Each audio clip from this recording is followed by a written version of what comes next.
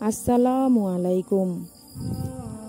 দুনিয়ার দুঃখ কষ্ট আর যন্ত্রণাগুলো জীবনের অবিচ্ছেদ্য অংশ।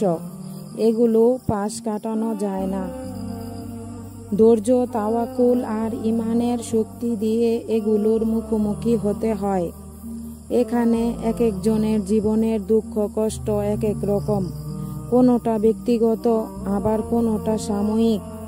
দুঃখ আর যন্ত্রণার ধরনগুলো যেমনই হোক না কেন, আমাদের বিশ্বাস করতে হবে একমাত্র এবং কেবলমাত্র আল্লাহ তাআলাই পারেন আমাদেরকে এই সমস্ত যন্ত্রণার হাত থেকে মুক্তি দিতে। দুঃখ উপশমের ক্ষমতা কেবলমাত্র তার হাতেই। জীবনের দুঃখ আর যন্ত্রণার দিনগুলোতে আমরা মানিক বন্দ্যোপাধ্যায়ের মতো হ্যাপি তেশ করব না। আল্লাহর ব্যাপারে সামান্যতম সন্দেহ আর অবিশ্বাসকে জায়গা দেব না অন্তরে। আমাদের বিশ্বাস হবে নবী আইয়ুব আলাইহিস সালামের মতো।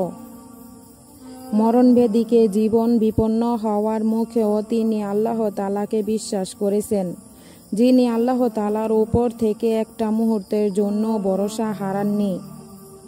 অন্তরে সবটুকু ভালোবাসা আর বিশ্বাস থেকে যিনি বলেছিলেন, রব আমার দুঃখ কষ্ট আমাকে স্পর্শ করছে, আপনি তো দয়ালুদের মধ্যে শ্রেষ্ঠ দয়ালু।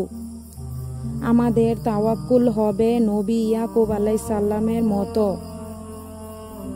যখন প্রিয়তম সন্তানকে হারিয়ে তিনি বলেছিলেন, আমার দুঃখ আর বেদনা আমি কেবল আল্লাহর সমীপেই নিবেদন করছি। আল্লাহ হাফেজ।